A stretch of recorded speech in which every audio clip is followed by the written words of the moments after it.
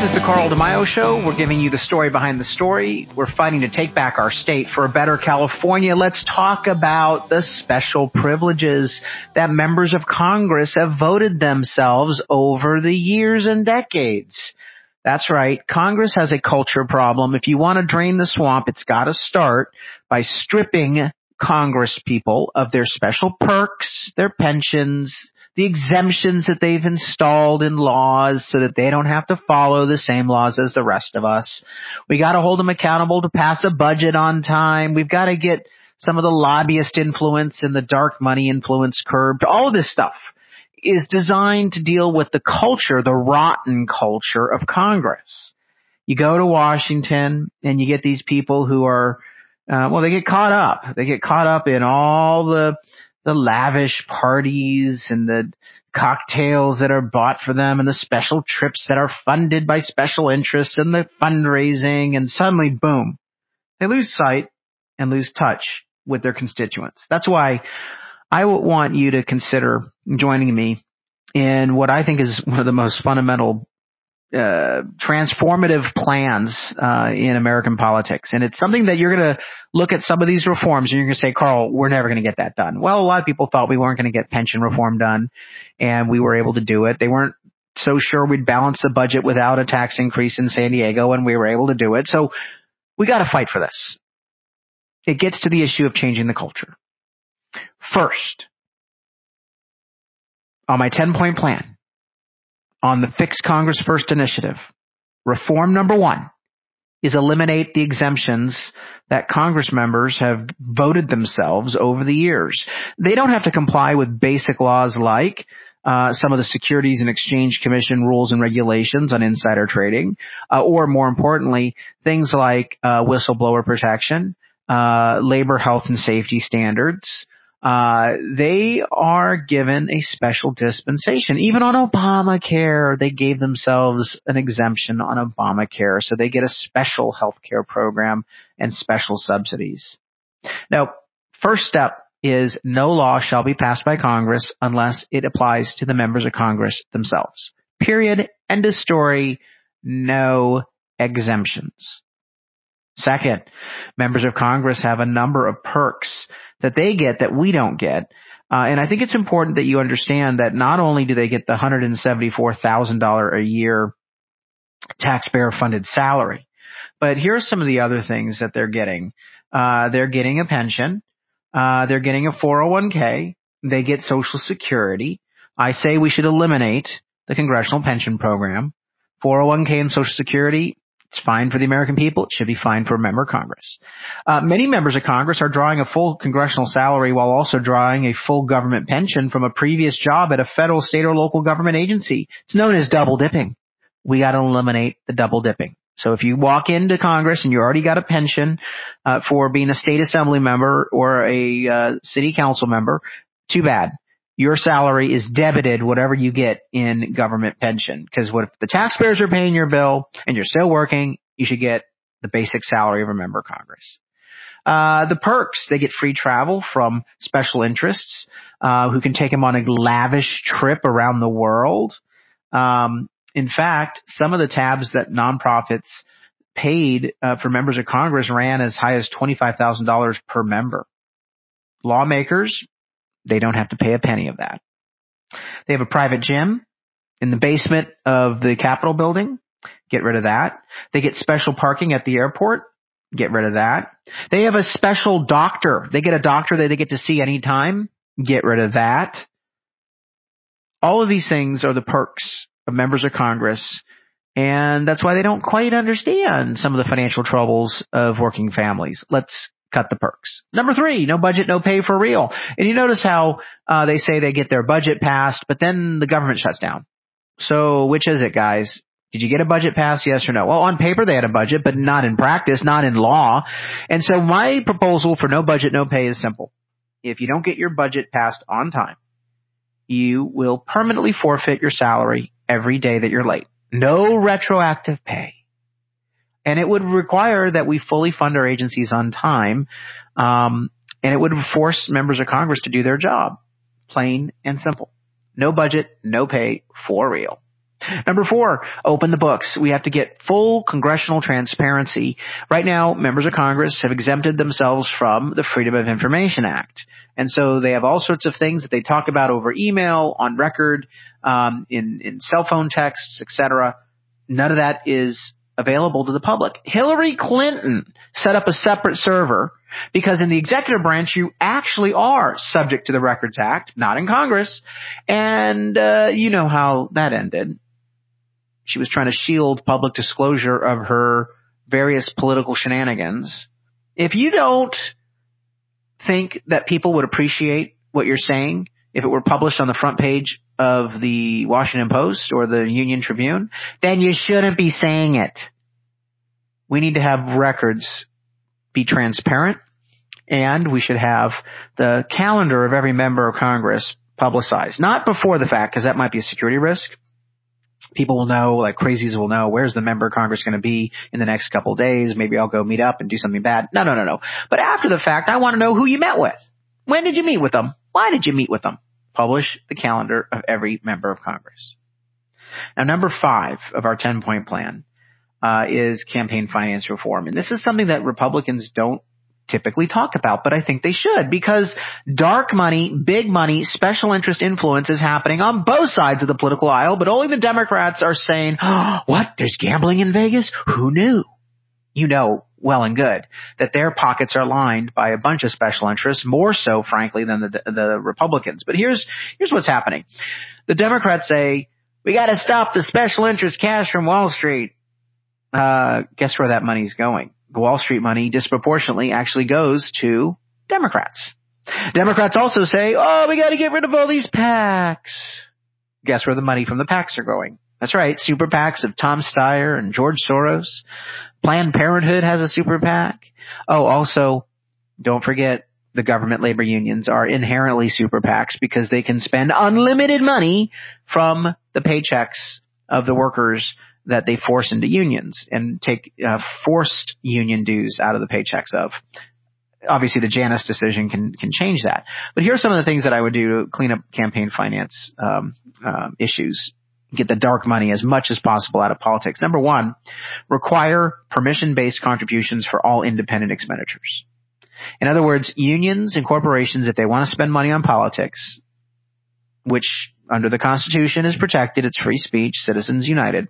But if they want to spend money in politics, they got to get the permission of, if you're a corporation, shareholders, or if it's a union, signed permission from each individual member for the specific candidate that you're about to support or attack. Oh, yeah. No. I want them to have to go out and actually raise the funds. They can't take the funds. They can't divert the funds. They got to raise the funds from individuals. Also, we have to enforce the existing laws. The Federal Election Commission is woefully understaffed. They don't have the sort of audit ability or audit power to look at the books of members of Congress and candidates, and we should do some substantial enforcement and auditing. That's why my plan would greatly increase the audit and enforcement staff and audit and enforcement requirements of the Federal Election Commission. We got to look at these campaigns and make sure they're following the rules. Also, let's make sure that we have a disclosure of anyone who bundles contributions. In other words, if they go and raise money from their friends and then hand all the checks at once to the candidate or member of Congress, I want to know. And it should be 24-hour disclosures. Campaign finance reform is something Republicans should be embracing. Lord knows that the money has been flowing fast and furious to the left, and it's important that we have reform on both sides. All right, those are the first 5 points of the Fix Congress First plan. You can get the whole plan online at carldemaio.com. I'm going to cover the other 5 points coming up, but first, this message.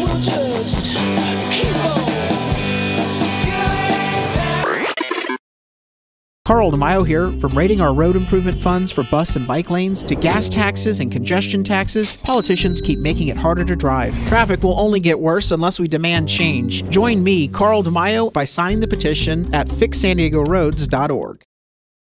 Carl DeMaio thinks it's time to clean up the mess in Congress and take a new approach to solving problems. That's why Carl DeMaio is proposing the Fix Congress First plan. Make Congress live under the same laws the rest of us do. No special exemptions. Eliminate lavish congressional pensions and other perks. Force Congress to open up its own books and records to public review. Make Congress read the bills first before they vote on them. No budget, no pay. Permanently take away Congress's pay for every day the budget is late. If we want better results from Washington, we need to start by fixing Congress first. That's why it's time to help Carl DeMaio get his Fix Congress First plan enacted. Sign Carl's petition and help fix Congress first.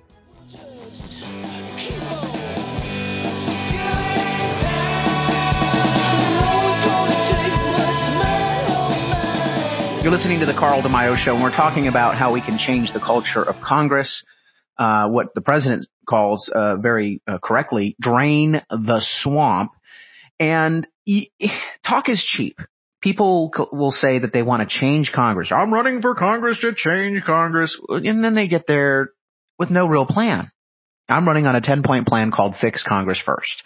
This initiative would systematically change all of the influences, the forces, the incentives, the bad incentives, the perverse incentives that are hitting these members of Congress, and taking people who may be serious when they were first elected about changing Washington, taking them and turning them into pod people, divorced and distant from their constituents. So in the first segment, we talked about 5 reforms. I want to recap that real quick as part of my 10-point plan in the Fix Congress First initiative. First and foremost, apply all laws to Congress. No special exemptions. Number 2, cut the perks and pensions of these politicians. Number 3, end these government shutdowns by imposing a strict no budget, no pay rule. If you don't get the budget passed on time, you don't get paid permanently for every day that you miss. Number 4, apply all Freedom of Information Act and public transparency and disclosure laws to Congress so that we can open the books. And number 5, impose a single subject rule and a requirement that we read the bills first.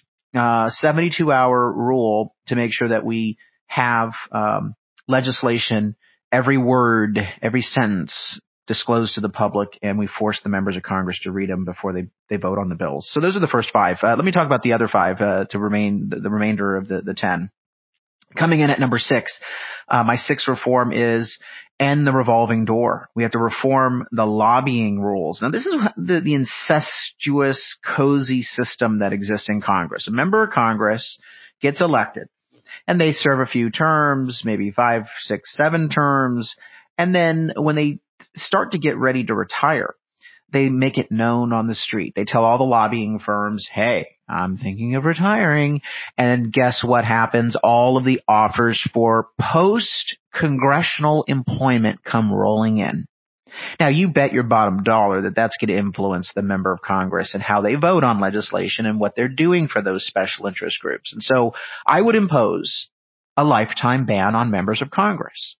I would also tighten the definition of what lobbying is so that someone can't go to a PR firm and say, well, I'm not lobbying, I'm just issuing public policy opinions. Nope. You got to be outside the entire swampy political system as a member of Congress so that you're not gearing up and teeing up your next lucrative job while you're still supposed to be doing the job of representing your district without any sort of conflict of interest.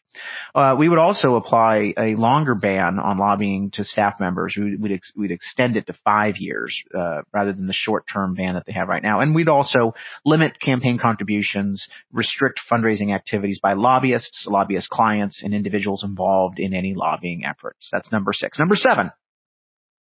You know that Duncan Hunter is in trouble for embezzling $250,000 of campaign funds for personal use.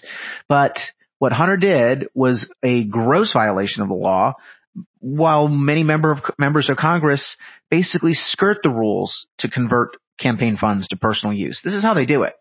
They basically pay for their travel, their legal expenses. They can hire candidate. They can pay themselves a salary as a candidate. They can also pay money to their family members. They get to purchase steak dinners and meals. And so what I would require is that we tighten up the definitions of personal use exemptions and say that meals, travel, legal expenses, and salary payments to candidates and to members of the family of a member of Congress are no longer permitted. If you can't afford to buy your own lunch, please. Also, once a member retires, they are sitting on many of them are sitting on massive campaign war chests that they didn't use. And a lot of that money is converted to their personal slush fund. For example, USA Today did a story showing how former House members are spending leftover money to pay for everything from luxury cars for themselves to foundations that bear their names. Nope. If you end your term as a member of Congress and there's money left in your campaign account, all of it should go to the U.S. Treasury to defray the national debt. Number 8, we need to make sure that we're able to have an effort underway to make transparent all of our bills. And I actually made a mistake. I switched up this reform, and I mentioned that we talked about it in the first segment. We didn't, actually. Number 8 is the transparency rule, where you have Nancy Pelosi out there saying, well, guess what? We didn't read the bill, but you have to pass the bill to find out what's in the bill. She said that about Obamacare. Absurd. So we would have an imposition of a rule called read the bill first. We'd have a requirement that all legislation be posted online 72 hours in advance so the public can read the bill. Under my reform on reading the bill first, every member of Congress would have to sign an affidavit saying that they personally read every word. And people might say, well, that's a burden. These bills are long, sometimes 1,000 pages. That's the problem. You'll get less complex bills and more straightforward bills, more single subject bills if members of Congress actually had to attest under penalty of perjury that they read the bill first before they voted on it. And this also eliminates excuses of members saying, oh, I didn't know what was in that bill. It was too big, yet I voted for it or against it. No, we need to know that these individuals are doing their due diligence of making sure that they read the bill first, and that we as citizens get to read the bill first as well. We also are going to continue the ban on earmarks.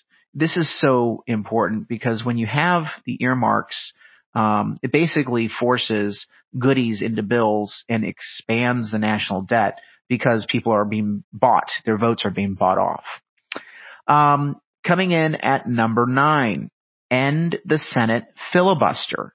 This is really important. I'm a constitutionalist. I believe that we ought to follow the Constitution, and nowhere in the Constitution does it say that the Senate has to have 60 votes to pass legislation. And I know some of you might say, well, Carl, what if there's bad laws? Look, if one party controls the House, the Senate, and the White House, I think we ought to give them the opportunity to drive the ship of state. If they screw it up, they all get kicked out. If not, then at least they'll be able to get things done. And I saw firsthand how time and time again, good ideas from the House, when the House Republicans controlled the Congress, they got killed in the Senate because of the filibuster. And so no more filibuster. We need to make sure that we are able to pass legislation with a simple majority. And finally, coming in at number 10, and I know that you're going to say that this is truly off the wall. I think it's innovative, and I think we should try it. Send Congress home. That's right. Send them home. I don't think we should be sending members of Congress to Washington for most of the year. Sure, they should go to Washington for work periods of 1 week, maybe every quarter. But when they vote on legislation, they should do it at a town hall in the district. Why do they need to be all in the same room? We are living in the 21st century. Technology, baby. Have a requirement that they hold a Saturday town hall, not during the work week, but Saturday, so real people, working people, can show up.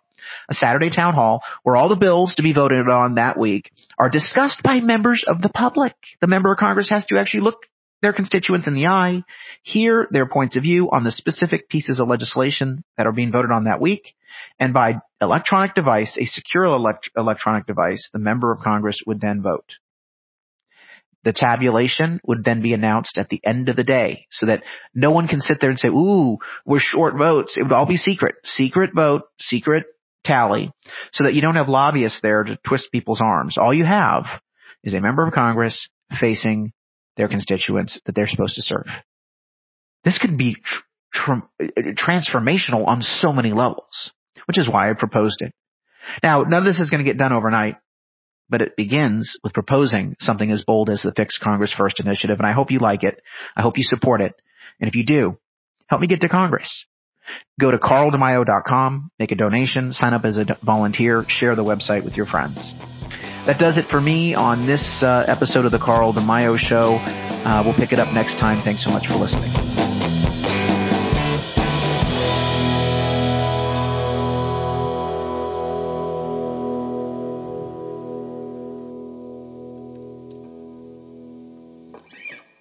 This podcast was paid for by Carl DeMaio for Congress. I'm Carl DeMaio, and I approved this message.